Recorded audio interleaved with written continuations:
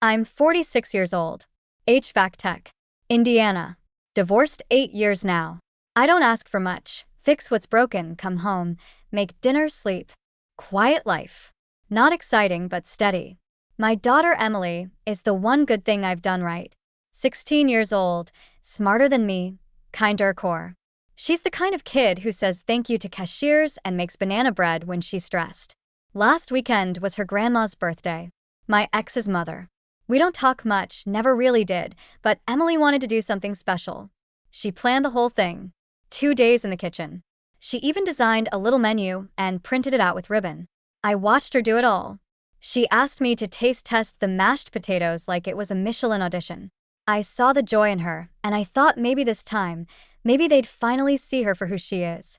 An hour before the party, her phone buzzed. Just a text. No call. No apology. We're having a restaurant party. Adults only. That was it. Emily just stared at it for a minute. Then she sat down at the table, surrounded by trays of roasted chicken, green beans with garlic and lemon, cornbread muffins, a triple-layer chocolate cake she made from scratch. She said, "It's fine," and started untying her apron. I didn't say anything at first, because something inside me cracked. Not loud, not a rage, more like a soft snap. Like when a tree branch breaks under snow. Quiet but final. I checked my phone, pulled up my credit card app. A charge had just gone through. Fancy steakhouse. The kind Grandma Pat likes. The kind I wouldn't splurge on even for myself. Paid with my card. They used my card to exclude my daughter from her own grandmother's birthday. I'm not dramatic. I don't make scenes. But I sat there at the table looking at her, hands trembling, face still, and I felt like I had failed her. This wasn't just a forgotten invite. This was something colder, deliberate. And for the first time in a long while, I didn't swallow it down. I couldn't. Not this time. The days before the party were the happiest I'd seen her in months. She came home from school bouncing, asking if she could use my laptop to look up recipes. She planned everything. Baked mac and cheese, roasted carrots with honey glaze, some lemon rosemary chicken she saw on YouTube. She even wanted to try making a signature drink, non-alcoholic, of course, cranberry spritzers with sugared rims. Told me, it'll feel classy. I watched her move through the kitchen like it mattered. Like every detail meant something. She wrote Grandma Pat's name in cursive with a gold pen on the menus. Cut out little place cards shaped like leaves. Even bought napkin rings from the dollar store. We'd been through a rough patch, me and her. Teen years are rough for anyone, but especially after the divorce. Her mom remarried fast. A guy named Roger with a lake house and a Lexus. I could never compete with that. I didn't try to. I just wanted her to know she was safe here and wanted. That week, I thought we were getting there.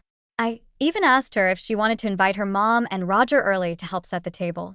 She just gave me this half smile and said, "They probably won't come early."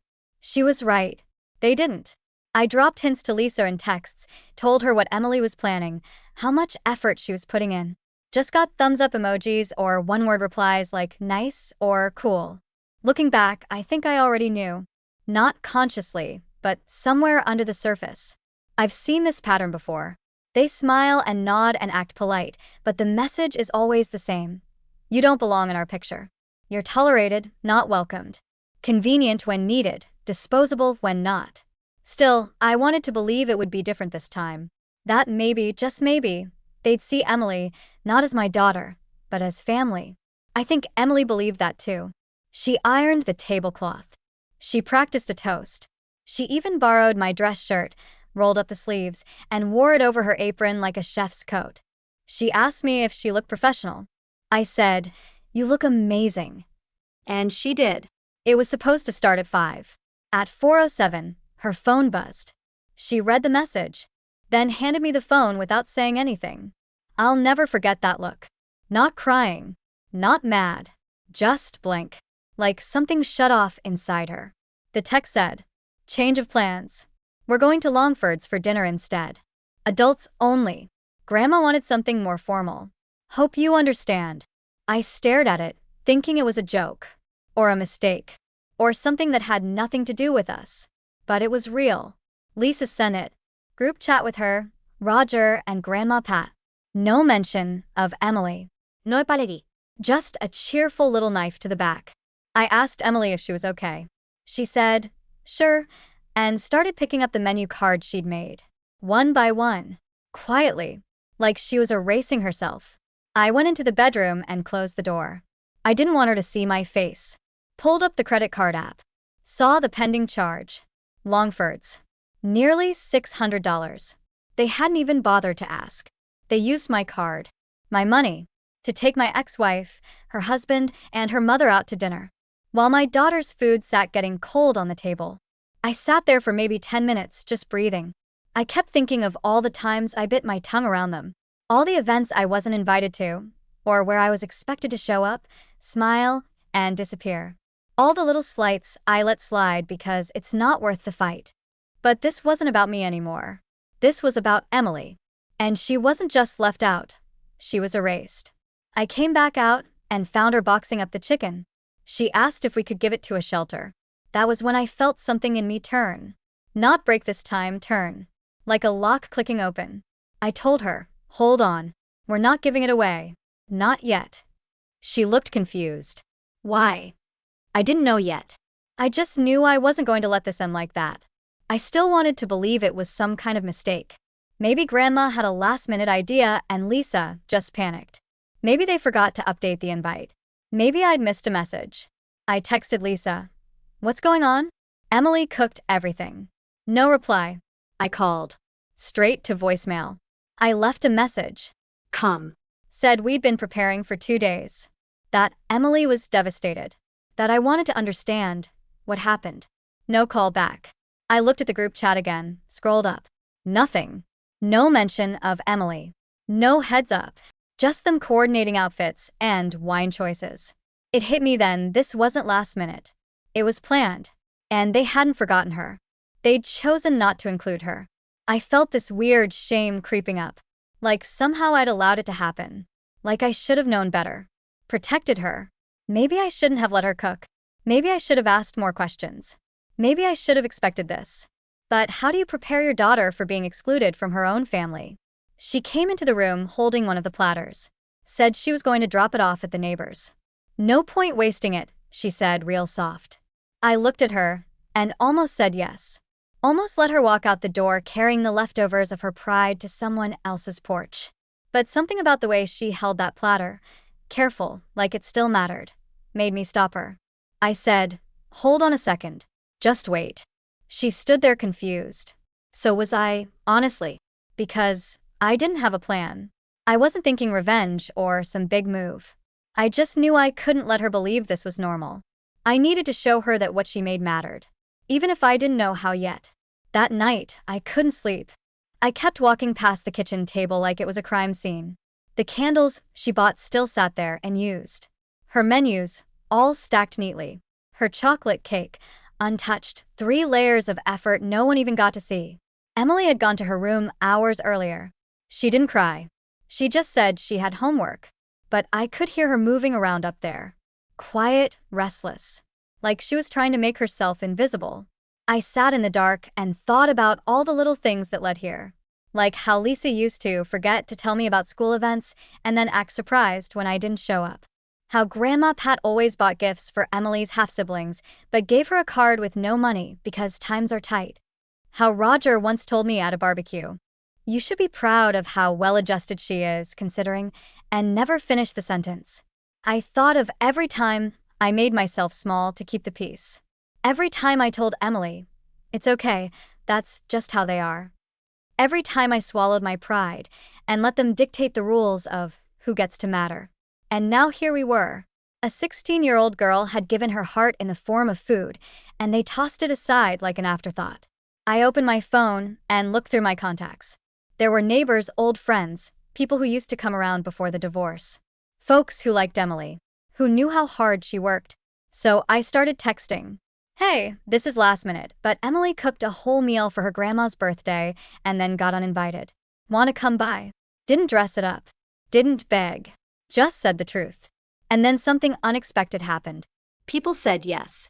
Some asked if they could bring wine or dessert. One offered folding chairs.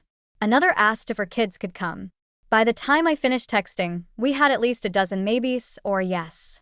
I peeked into Emily's room, told her, hey, I invited some folks over. Just a few people. If that's okay. She blinked. Why? I said, because your food deserves to be eaten. And you deserve to be seen. She didn't smile. Not yet. But she nodded. And for the first time that night, I saw a flicker of something return to her face. By 5 o'clock, the house smelled like rosemary, chocolate, and lemon. The food was still warm. I put on music, nothing fancy, just an old soul playlist I found on my phone. Emily lit the candles. She didn't say much, but she changed out of her hoodie into a blouse I hadn't seen in a while. It had little flowers on it. People started showing up right around 5:15. Our neighbor Tanya came with her 3 kids and a bag of store-bought cookies. She hugged Emily like she hadn't seen her in years. Mr. Garber from across the street brought folding chairs. Jenna, who used to babysit Emily back when things were good, walked in with a bottle of sparkling juice and said, I heard there's a chef in the house. Emily blinked, surprised, then gave the tiniest smile. It wasn't a huge crowd. Maybe 20, 25 people total. But it felt full. Warm. Nobody asked what happened. They just came in, grabbed plates, sat down, and ate. Someone turned the music up a bit. Tanya's youngest started dancing in the living room. A couple folks brought out their phones to take pictures of the food. Who made this? They kept asking. Emily did all this? Seriously? She started talking. Quiet at first. Then answering questions. Telling them how she made the glaze for the carrots, how long the cake took to cool, which herbs she used. It wasn't just a dinner. It became a moment. The kind you want to trap in a jar and keep forever. Then Claire Morales walked in. I hadn't seen her in years. She used to live on our block. Now she works for the regional paper doing features. She hugged me like old friends do and said someone texted her about what happened. That she wasn't here to write a story, just wanted to show up. But she took a few pictures anyway. Of the food. Of Emily laughing with the neighbor. Of the cake with the ribbons still tied around the plate. She asked if she could share the story. Maybe just a feel-good piece. I looked at Emily. Emily looked at me. She said yes. The article dropped 3 days later. It wasn't front page or anything, just a small feature in the human interest section of the regional paper. But Claire wrote it like she cared. Like it mattered. Title: A Dinner Meant for One. Shared by many. She didn't name names. Didn't call out Lisa or Grandma Pat or mention the restaurant. She just told the story. A 16-year-old girl cooked a full birthday meal. Was quietly excluded. Her dad invited the neighborhood. And what happened next was beautiful. She included quotes from the guests. Photos of the food. A shot of Emily laughing beside a tray of lemon chicken. And somehow it took off. The article got reposted by a bigger outlet. Then it spread. Facebook moms, food bloggers, even a parenting podcast shared it. The comments were like a wave of kindness we didn't see coming. Whoever that girl is, I hope she knows she's amazing. This made me cry at my desk. Tell her not to stop cooking. Ever. Even a few local businesses offered to donate ingredients if she wanted to host a real dinner again. It should have been a good thing. But Lisa texted me that night. Furious. Did you put her up to this? Do you know how embarrassing this is for us? This wasn't how it happened. She's twisting the story. You should have told that reporter not to publish. I didn't answer. Then Grandma Pat called. Left a voicemail saying I'd humiliated the family, that it was just a misunderstanding, and I'd blown it out of proportion. I sat there listening to the message, watching Emily across the room reading the online comments. Her face soft, eyes wide, thumbs scrolling slow like she was afraid it would disappear. She looked up at me and said, "People are being so nice." And I said, "Yeah, because they see what I see." And in that moment, I didn't care if Lisa was mad. I didn't care if Grandma Pat never spoke to me again. Let them stew in their polished little world. This one was ours. A few days later, Emily came home with a letter in her backpack. She handed it to me without saying anything, just kind of hovering near the counter while I opened it. It was from her school. They wanted to invite her to speak at a small student panel, something about youth resilience and creativity. Someone on the staff had read the article. She shrugged, said she wasn't sure if she should go. I told her it was up to her, but I hoped she would. She looked down, then said, "I didn't think anyone saw me. Not really." I didn't know what to say to that, so I just nodded. Sometimes you don't need words. Sometimes you just stand in the silence with someone and let them know you're not walking away. That night, I thought about how many times I'd watched her try. Try to be seen. Try to be heard. Try to matter in a family that made her feel like background noise. And I realized I did it too. I'd spent so many years shrinking myself to keep things civil. Nodding along, keeping the peace. Letting people act like we were lucky just to be invited. But we weren't lucky. We were useful. Convenient. They didn't forget Emily. They didn't forget me. They just didn't think we mattered. And all that time, I told myself staying quiet was strength. Turns out, it was just fear dressed as patience. But watching her that week, watching her bloom under the weight of something that should have crushed her, I saw it clearly. She didn't need their table. She could build her own. And maybe I could, too. I didn't plan it, but one morning I found myself going through old boxes in the garage. Stuff from when Emily was younger, drawings, birthday cards, crayon recipes for Dad's special pancakes. I found a photo of her at 9 years old in the kitchen, wearing oven mitts too big for her hands, holding a burnt cookie sheet like it was a trophy. I taped that photo to the fridge. Not as a shrine. As a reminder, this girl didn't just survive their rejection. She created something better from it. Then, I did something I'd never done before. I sent Lisa a message. Just one sentence. Don't use my card again. No preamble. No explanation. No apology to smooth it over. Then I called the bank and removed her access. She tried to call me 3 times. I didn't answer. Then Roger texted. Something about keeping things classy and being mature. I blocked him. That weekend, Emily agreed to do the school panel. We picked out an outfit together, nothing flashy, just something that made her feel solid. Grounded. She practiced her little speech in front of me. Talked about food as love. About how sharing what you make is a risk because it means sharing part of yourself. And how sometimes people throw it back in your face, but that doesn't mean it wasn't worth making. When she finished, I clapped like we were in an auditorium. She rolled her eyes and laughed. It wasn't that good, but she smiled. That real smile. The kind that says, I know who I am now. And then she said something I'll never forget. I don't think I ever want to sit at their table again. Not angry. Not sad. Just certain. And I said, good.